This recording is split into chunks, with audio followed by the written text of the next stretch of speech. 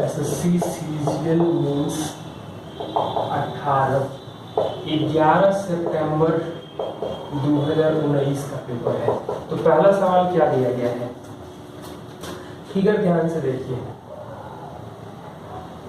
ए दिया गया है 126 डिग्री, बी दिया गया है 18 डिग्री, सी दिया गया है 54 डिग्री सी दिया गया है, डी दिया गया है 90 डिग्री, ई दिया गया है 72 डिग्री।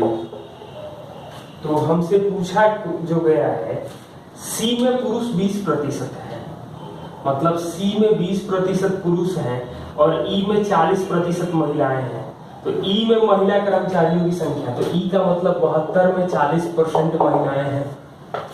सी में 20% पुरुष है लेकिन सी में महिलाओं की संख्या पूछा गया, तो सी का मतलब है कि 54 का 80%, तो परसेंटेज 40 दूनी का 80, 2 से कटेगा 36, यानी 36 54 के अनुपात को 2:3 लिख सकते हैं। क्वेश्चन नंबर 2 + √5 - √3 इंटू के आ रहा है -12। तो के का मान क्या होगा, और ऑप्शन दिया गया है 2 + √5 + √3, 2 + √5 - √3 इंटू 2 + √5, ये दूसरा ऑप्शन है बी। ऑप्शन सी दिया गया है 2 + √5 + √3 इंटू 2 - √5, और ऑप्शन बी दिया गया है 2 + √5 + √3 और 2 - √10। ये चार ऑप्शन आपको दिए गए हैं। तो तरीका तो आप लोग कर सकते हो, अपॉन में कर दे, स्लाइस कर दे और 2 बार स्लाइस करना होगा, लेकिन मैं ऐसा कुछ नहीं करूंगा।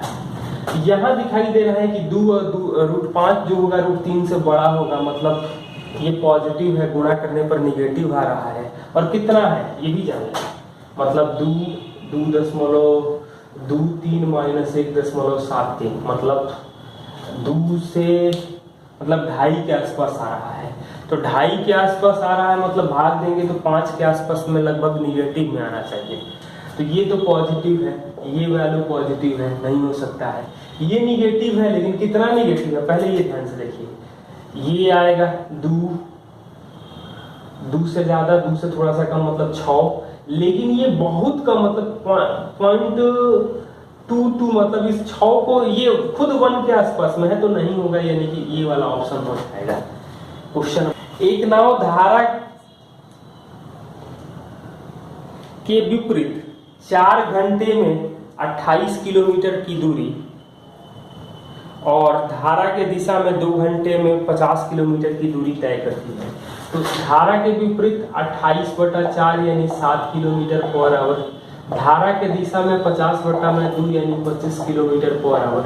तो पूछ रहा है कि शांत जल में 44.8 किलोमीटर दूरी तय करने में कितना समय लगेगा। तो शांत जल में जो चाल आएगी, शांत जल में चाल वो 1/2 25 + 7 यानी कि 16 किलोमीटर/आवर।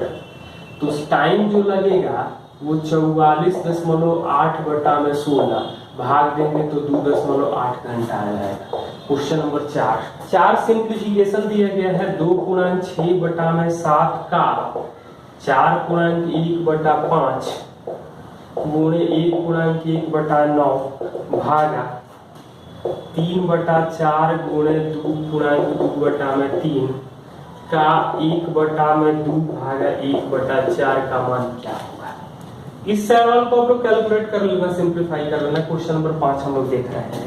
5 में दिया गया है कि 500 रुपए से कम मजदूरी वाले कामगारों की संख्या और 600 से अधिक मजदूरी वाले कामगारों की संख्या।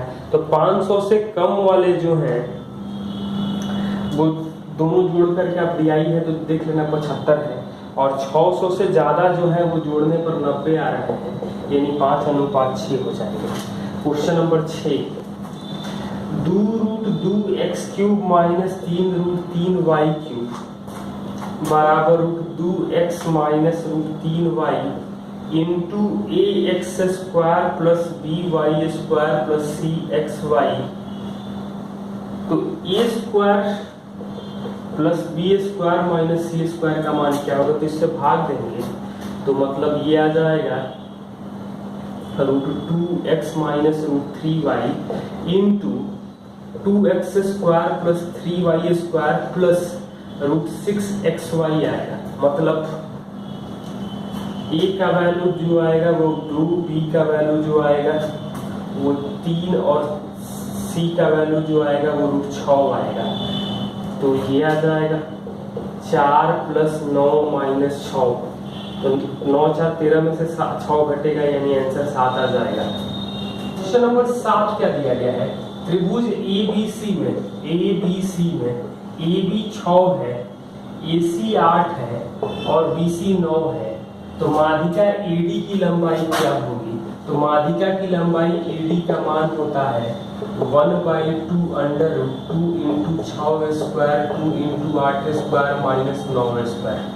मतलब ये तो 100, 6² 8², 2 से गुण 2 कॉमन कर रहे हैं, मतलब 200 - 81 यानी √119/2। ध्यान से देखना है calculation. Question number 8,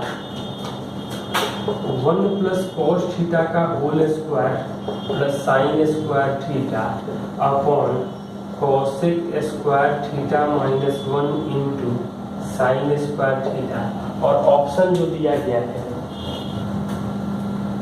cos theta × 1 + sin theta, sec theta × 1 + sin theta, 2 cos theta × 1 + sec theta और 2 sec थीटा × 1 + sec थीटा, ये ऑप्शन दिया गया है।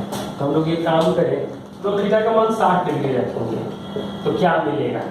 तो 1 + 1/2 का स्क्वायर प्लस 3/4, ये तो आ जाएगा 4/3 - 1 यानी कि 3/4, मतलब 1/3 आएगा। तो ये आ जाएगा 3, मतलब 9/4 प्लस 3/4, 1/3 गुणे 3/4 कटेगा तो 12/4, 12/4/1/4, मतलब आंसर जो आएगा वो 12 आना चाहिए। यहाँ पर तो कहीं 12 दिखने की संभावना नहीं है, यहीं पर एक दिखाई दे रहा है, क्योंकि 2 × 2 4, 2 × 1 3, तो ये आंसर हो जाएगा। बाकी जगह चेक करेंगे तो नहीं दिखाई दे रहा, क्योंकि साइन और कॉस तो छोटा करता जाता है, मतलब 1 से छोटा होता है तो वैल्यू 1 से छोटी है, जोड़ेगा भी तो कितना बढ़ेगा।